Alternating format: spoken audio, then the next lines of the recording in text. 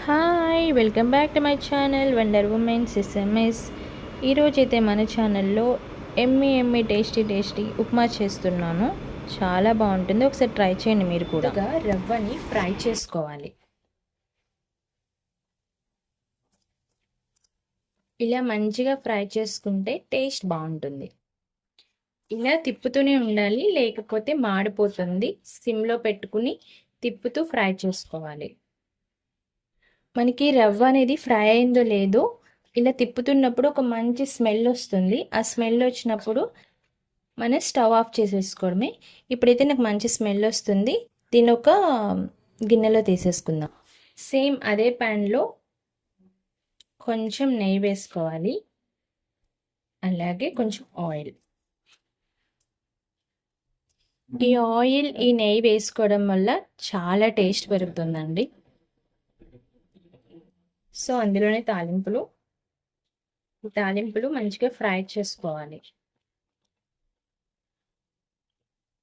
అలాగే onions,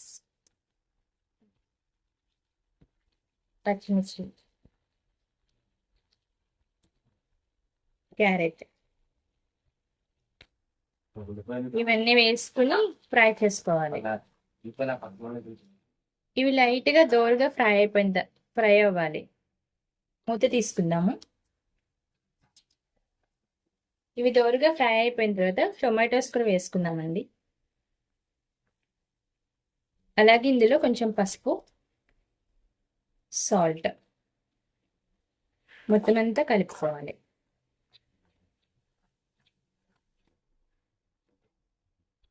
so ఇది tomato కూడా మగ్గింది కదా, కొంచెం కరివేపాకు వేసుకుందాము.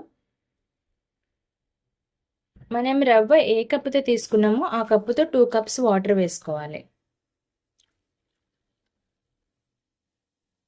2 కప్స్ వాటర్ వేసుకున్న తర్వాత సాల్ట్ చెక్ చేసుకుని మూత పెట్టుకుని హై ఫ్లేమ్లో పెట్టుకొని మరిగించాలండి. బాగా మరుగుతుంది కదా, ఈ స్టేజ్లో ఉన్నప్పుడు రవ్వ వేసుకోవడమే. సో మనం ముందుగానే ఫ్రై చేసుకున్న ఈ రవ్వని వేసుకుందాం. బట్ ఈ రవ్వ ఏంటంటే స్లోగా వేసుకోండి, ఒకేసారి వేసుకుంటే ఉండలు అయిపోతాయి.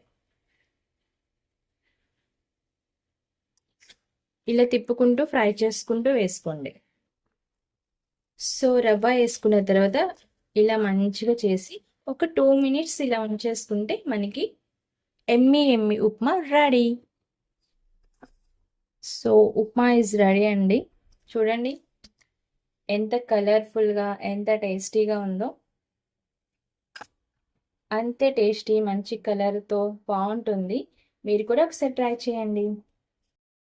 ఉప్మా అంటే ఎవరికి నచ్చదు కదా, నాకెందుకు చాలా ఇష్టం. బట్ నేను చేసిన పద్ధతిలో ఒకసారి ట్రై చేయండి, చాలా బాగుంటుంది. ప్లీజ్ మా ఛానల్ కనుక మీరు కొత్తగా చూస్తున్నట్టయితే ఒక లైక్ చేయండి, షేర్ చేయండి, సబ్స్క్రైబ్ చేసుకోవడం అస్సలు మర్చిపోవద్దు. Thank you, bye.